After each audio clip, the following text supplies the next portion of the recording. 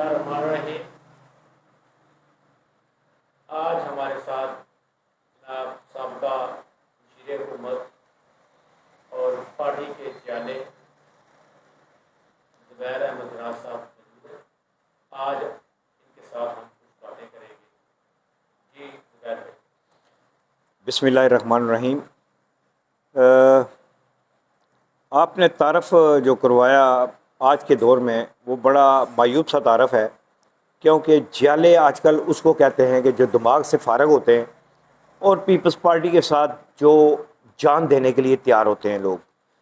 तो जो जियाले थे, बुनियादी लोग थे, उन्हें मौजूदा हुकूमत ने बुनियादों में दफन कर दिया और पीपल्स पार्टी में इब्न अल वक्त, मफाद परस्त, फसली बटेरे और लोटों को शामिल करके पार्टी के नज़रियाती कारकुनों का उन्होंने नज़रियात को दफन करवा दिया और पार्टी के जो लायल लोग थे, जो पार्टी से मुखलस लोग थे, उन्हें मौजूदा हुकूमत में हर जगह पर जलील करवाया। चाहे कोटली हो, मुजफ्फराबाद हो, रावलाकोट हो, बाग हो, कोई भी जगह हो, वहाँ पार्टी के नज़रियाती लोगों को इन्होंने बहुत ही मायूस किया है। और पार्टी के नज़रियाती लोग इस हद तक मायूस हैं कि वो अब घरों में बैठ गए हैं। लेकिन कुछ सरफिरे हमारे जैसे होते हैं कि पार्टी के बुनियाद में जो दफ्तर होते थे वो पार्टी की बुनियादी जगह होती थी, लेकिन चौधरी अब्दुल मजीद साहब की गवर्नमेंट के बाद F1 रोड पे जो दफ्तर था वो बंद हुआ। उसके बाद ये लोगों के ड्राइंग रूमों में ऑफिस चले गए। एक साहब थे, उन्होंने अपने घर रख लिया, दूसरे साहब के पास पार्टी गई, उन्होंने अपने घर के ड्राइंग रूम में ऑफिस बना लिया। तो पार्टी के जो दफ्तर होते हैं रोडों पे होते हैं, चौकों में होते हैं और अवामी जगह पे, अवामी प्लेस पे होते हैं कि वहाँ पार्टी के लोग आकर आराम से बातचीत कर सकें और अपने जो मसाइल हैं उस पर डिस्कस कर सकें। किसी के घर में बैठ के आप उसके ख़िलाफ़ बात नहीं कर सकते। तो आज बड़े अफसोस से ये कहना पड़ता है कि पिछले दिनों अब्दुल रज़ाक झरना शहीद की 7 मई को बरसी थी और पीपल्स पार्टी आज़ाद कश्मीर के सोशल मीडिया के किसी भी शख्स ने, जितने भी ओहदेदार हैं, किसी शख्स ने अब्दुल रज़ाक झरना को खराज तहसीन नहीं पेश किया, उसकी पोस्टें नहीं लगाई, अपनी ज़ाती पोस्टें लगा रहे हैं। बेसिकली ये हुकूमत और पीपल्स पार्टी अब टिकटॉकर हो चुके हैं। ये अपनी टिकटॉक बना के वीडियो चढ़ाते हैं और लोगों को बताते हैं कि हमने कपड़े कौन से पहने हुए हैं, हमने जैकेट कौन सी पहनी हुई है। तो ये टिकटॉक गवर्नमेंट है, टिकटॉक पार्टी है। पीपल्स पार्टी एक नज़रियाती जमात थी जिसके लिए 8 लोगों ने खुदसोजी की थी।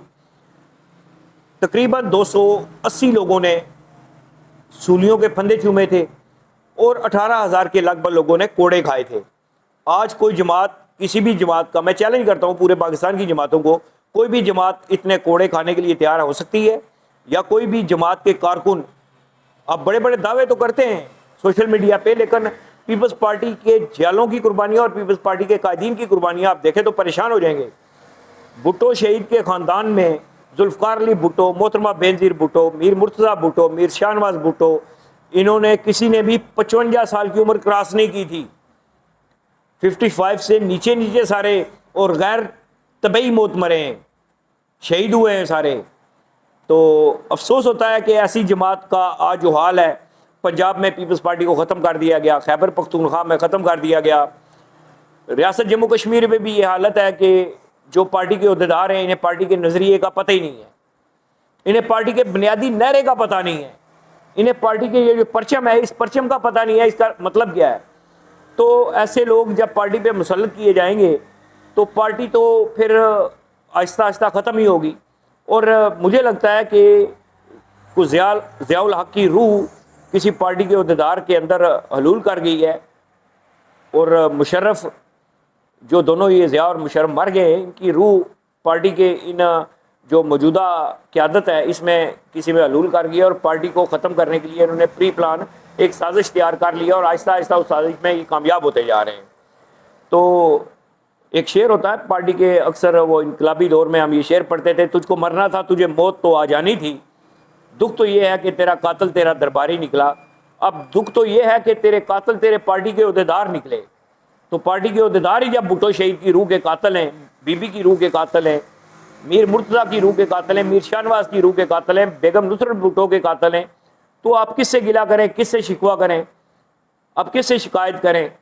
अब सारे टिकटॉक पे चले हुए हैं और टिकटॉकर ही हैं सारे, अपनी टिकटॉक बना के चढ़ा रहे हैं। पार्टी ने जो काम किया, पार्टी ने जो डिलीवर किया, उसके बारे में कोई भी इनमें से बात नहीं कर सकता। अच्छा ज़ुबैर साहब, ये बताएं कि आज हम देख रहे हैं कि आपने माशाल्लाह इतना प्यारा ऑफिस बनाया है।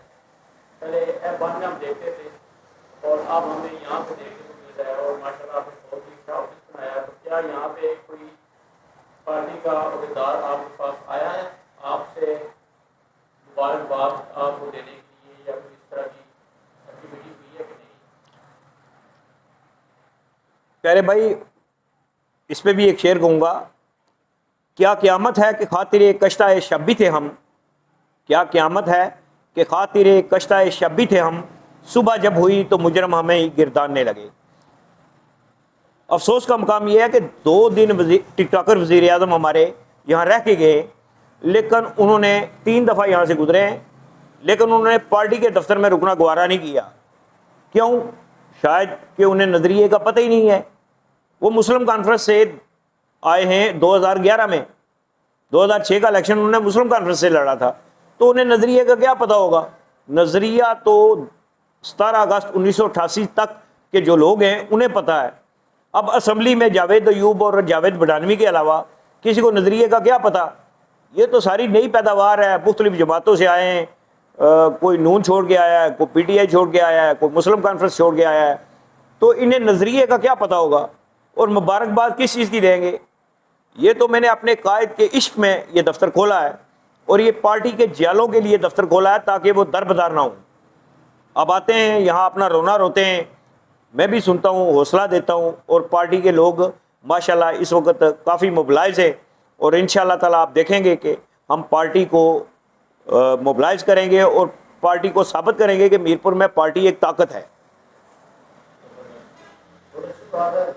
और ये बताएं कि आपके घर के छत के ऊपर भी एक बहुत बड़ा परचम लगा देखते रहते हैं हम पार्टी का, तो क्या इसकी क्या वजूहत है? क्या आप किसी को दिखाने के लिए करते हैं काम, या वाकई आप अंदर ये मौजूद है कि आप एक अच्छे जो एक नजरियाती वर्कर हैं या जाने, इसके बारे में आप क्या कहें? मिर्जान, जब ये झंडा मैंने लगाया, तो झंडा मैंने लगाया 84-85 में।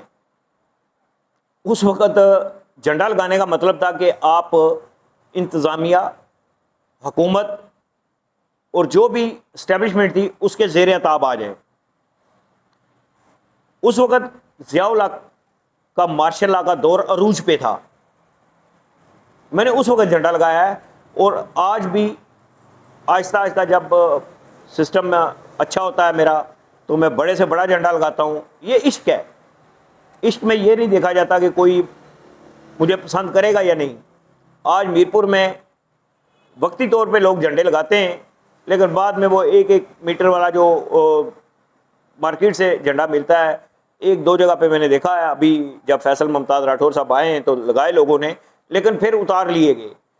ये झंडा आपको कभी उतरा हुआ नहीं नज़र आएगा। हाँ, फटा हुआ नज़र आएगा, जब पैसे नहीं होते तो फट जाता है, लेकिन जब भी मैं फिर पैसे आते हैं तो फिर मैं उससे बड़ा परचम लगाता हूँ।